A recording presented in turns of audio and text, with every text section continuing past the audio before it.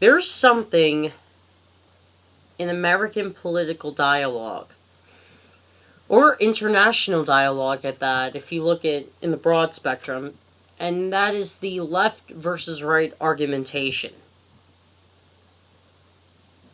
It's utterly stupid. Here's why it's utterly stupid. For one, you'll have people on Facebook, and you see it all the time, who do stuff like, unfriend me if you fill in the blank. And on the other side is, oh, you're a moron if you fill in the blank.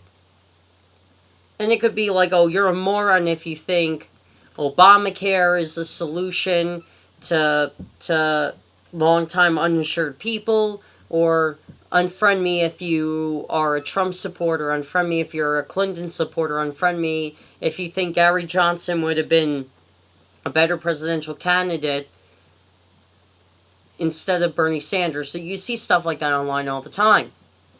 It's utterly stupid. There are key arguments within the right and within the left that are opposed to each other. For example, let's look at the right wing. You have a reasonable right-winger who I don't agree with all the time, but every now and then Ben Shapiro makes some good arguments that you can refute. And he did an interview with Dave Rubin, and Dave Rubin is a friend of his, and Dave Rubin is openly gay and is gay married, and Ben Shapiro has nothing wrong with that. Ben Shapiro is the type of right-winger who says, doesn't bother me. Gay people want to get married, let them get married. If they want to be happy just like we straight people, fine. I have nothing wrong with that. That's Ben Shapiro's mentality. But on the other spectrum, you have someone like Rush Limbaugh, who says something like, gay marriage is a threat to traditional marriage. Well, Mr. Limbaugh, while yes, every now and then you will hit the nail on the head with something, you don't understand what traditional marriage is. And Rush Limbaugh's favorite book is the Bible. He made that pretty evident a long time ago. But here's the thing, though. In the Bible, traditional marriage is finances. Marrying out of love wasn't a thing until 1900. So we've been calling that traditional marriage for over 100 years now. But before that, it was an older man, mainly in his 40s, because you were considered a senior citizen in your 40s, because life expectancy wasn't expected beyond 50. So when you were 40 years old and your daughter was 13 or 16 or 18, which was the oldest age to be married if you were a woman at the time, the youngest was 13. Today we don't allow that anymore. But back then, it was allowed. And your father would have sold you away with goats or sheep or cows or anything farm-related. Or if it wasn't farm-related, material goods, cloth, you name it. But see, that's the thing. Your father sold you practically his property, and that was considered marriage. So you were sold off to a guy, literally, and you were considered married. There was no wedding, there was no pomp and circumstance, there was no here comes the bride, nothing like that. That's traditional marriage, Rush. Just to point it out. And Rush Limbaugh and Ben Shapiro could have an argument on the topic. and they could disagree massively till they're blue in the face. They're not going to see eye to eye on it. Ben Shapiro is going to be fully in support of gay marriage, and Rush Limbaugh isn't. But they need to hear each other out, though. Like Rush Limbaugh might say something like, "Well, okay, I'll take your argument and say we should allow gay marriage, but what's stopping people from advocating for people marrying animals, people marrying or NAMBLA marriage rights?" Rush Limbaugh can make an argument like that, and it will have kind of make you think a bit. Should we allow gay marriage? Yes, fully. I'm part of the LGBT community. But there are wacky people out there who want equal marriage rights, just like the LGBT community.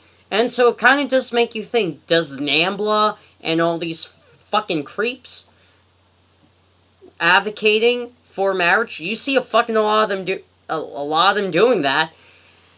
And it's creepy. It is scary. And Ben Shapiro could say, yeah, I see your point, I could see where someone might take it a little bit further, but you gotta look at it this way. Why should gay people not allowed to be married?